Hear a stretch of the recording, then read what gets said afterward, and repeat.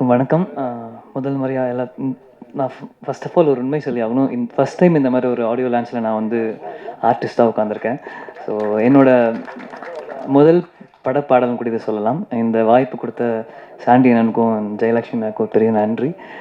Super singer முடித்து 3 வருஷம் ஆச்சு.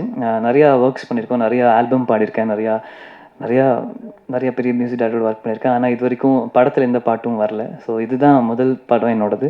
ஸோ எனக்கு ரொம்ப ரொம்ப சந்தோஷம்.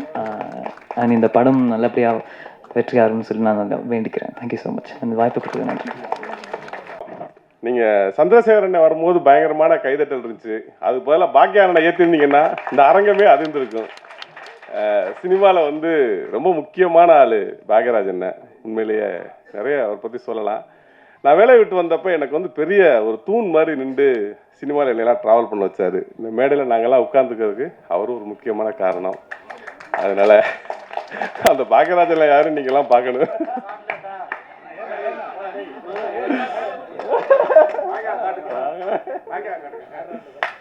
யாரா அந்த பாக்யராஜ்? நாங்கள் எல்லாம் ரூம்மேட்டு. ஒரு படம் சக்ஸஸ்னால் பின்னாடி எவ்வளோ உழைப்பு இருக்குன்றது அது வர்றதுக்கு முன்னாடி கொஞ்சம் நீங்கள் பார்த்துருப்பீங்க. அதை நாங்களாம் பல உழைப்பு பார்த்துட்டோம். அதனால் நன்றி எல்லாருக்கும். தேங்க்ஸ்.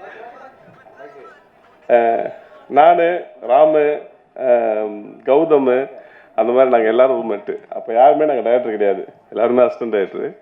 இப்போ எல்லாருமே டைரக்டராக இருக்கோம். ஒரு பெரிய எனர்ஜி எங்கள் பின்னால் எப்போதுமே இருப்பார்.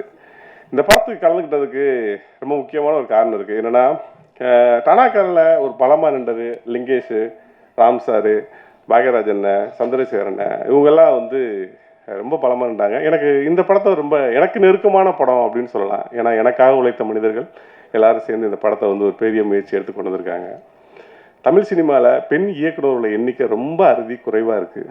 அவங்களோட எண்ணிக்கை உண்மையிலே ஒரு ஆண்களுக்கு நிகராக 50க்கு 50 வரணும். இன்றைக்கி பெருசாக பயங்கரமாக அடிச்சு நொறுக்குறாங்க. இன்றைக்கி வர்ற பெண்கள் சுதாகங்கிற படத்தை எடுத்துகிட்டு நீங்கள் எந்த ஆண் இயக்குநர்களோட பேரை போட்டாலும் பொருந்தும். ஏன்னா அப்படி ஒரு மாஸ்டர் பீஸாக இன்றைக்கி வந்து ஒர்க் பண்ணுறாங்க. அது மேடமும் வளரணும், இந்த படம் பெரிய வெற்றி பெறணும்ன்ற. நன்றி.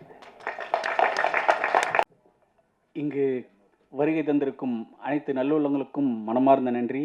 இந்த மேடையில் அமர்ந்திருக்கும் ஜாம்பவான்கள் தமிழ் சார், எல்லா Kazhuvethi Murugan director, so Jayalakshmi madam, நம்ம லிங்கேஷ் சார், டோட்டலாக நம்ம என்டையர் டீம் எல்லாருக்குமே மனமார்ந்த நன்றிகளும் வாழ்த்துக்களும்.